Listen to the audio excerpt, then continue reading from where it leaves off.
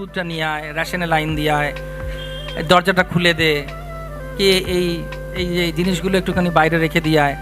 তা আমি বলতাম আমি জব করছি। তো আমার ভাই তখন আমাকে বলতো আমাকে একটু জপমালা নিতে হবে মনে হচ্ছে এবার।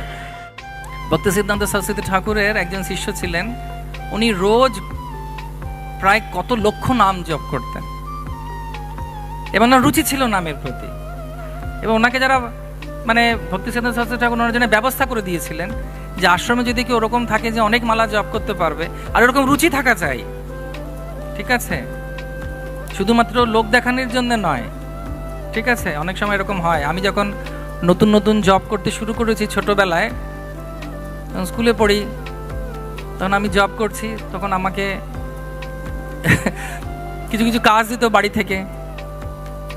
তা আমি বলতাম আমি জব করে তারপর যাচ্ছি, তখন আমার ভাইয়ের ঘাটে কাজটা পড়তো, তাই না, এই তুই যা তাহলে করে দিয়ে আয়, এই দুধটা নিয়ে আয়, রেশনে লাইন দিয়ে আয়, দরজাটা খুলে দে, কে এই এই যে জিনিসগুলো একটুখানি বাইরে রেখে দিয়ে আয়।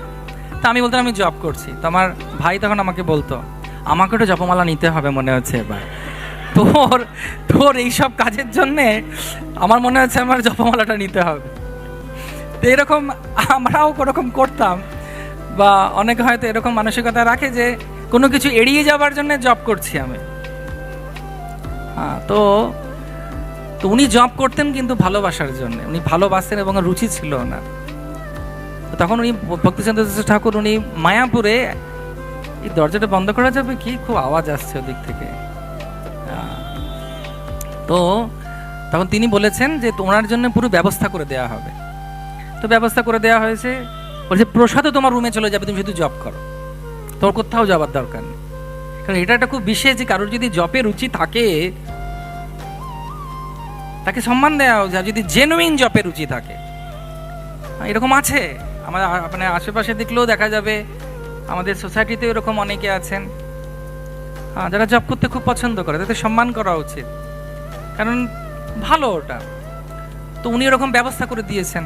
তো উনি যখন ব্যবস্থা করে দিয়েছেন তো ও জব করছে। তো ওনাকে দেখা দেখি আরেকজন ওনার শিষ্য ছিল, সে ঘোড়ায় করে করে ওনার জমি জায়গা দেখতেন,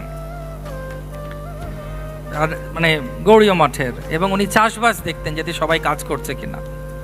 তো ও বলছে গুরু মহারাজ প্রভুপাদ, আপনি ওনাকে এরকম থাকা খাওয়ার ব্যবস্থা করে দিয়েছেন, ওকে বেরোতে হবে না কোথাও, যেতে হবে না কোথাও, তা আমিও ওরকম করবো। তখন উনি বলেছেন নিশ্চয়ই, সুস্বাগতম, এসো, তুমি কালকে ওর কাছে থাকো আর জব করো সারাদিন, শুধু শরীরের জন্য ঘুমটা আর প্রসাদটা পাও আর সারাদিন জব কর। তো একদিন গেছে, দুদিন গেছে, 3 দিনের দিন বলছে আমার ঘোড়াটা কোথায়, মানে সহ্য করতে পারছে না। তার কারণ হচ্ছে ওটার মধ্যে নেই। তার মানে এই নয় যে উনি জব করতেন না, উনি জব করতে এতটুকু দরকার। ঠিক সেরকমভাবে অনেক সময় আমরা ভাবতে পারি যে আমাদের কারুর দ্বারা উৎসাহী হতে পারি, কিন্তু নকল করা উচিত না। ইংরেজি ভাষায় একটা কথা আছে, বাংলা ভাষায় একটা কথা আছে, অনুকরণ আর অনুসরণ। অনুকরণ কাউকে করা যেতে পারে না, যেমন হরিদাস ঠাকুরকে কারো অনুকরণ করতে পারবে না, কাউকে অনুকরণ করা, নিত্যানন্দ প্রভুকে অনুকরণ করতে পারবে না, কিন্তু অনুসরণ করা যেতে পারে।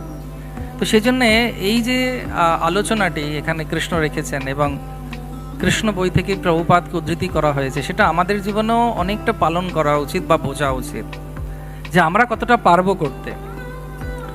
আমাদের জন্য কোনটা, সেটা প্রত্যেকের শরীর আলাদা, কিন্তু নীতিটাকে বুঝতে হবে যে এই জিনিসগুলো করা উচিত, এই যে জিনিসগুলো নিয়ম আর ইয়ম, যেটা শিল প্রভুপাদ বলছেন উপদেশামৃত গ্রন্থতে, নিয়মও দরকার আর সংযমও দরকার। কিন্তু কেউ কেউ হয়তো খুব ভালোভাবে পারেন, সেটাকে সম্মান দেওয়া উচিত, আর কেউ যদি পারছে না, যতটুকু পারছে ততটুকু করা উচিত, কোনো অসুবিধা নেই।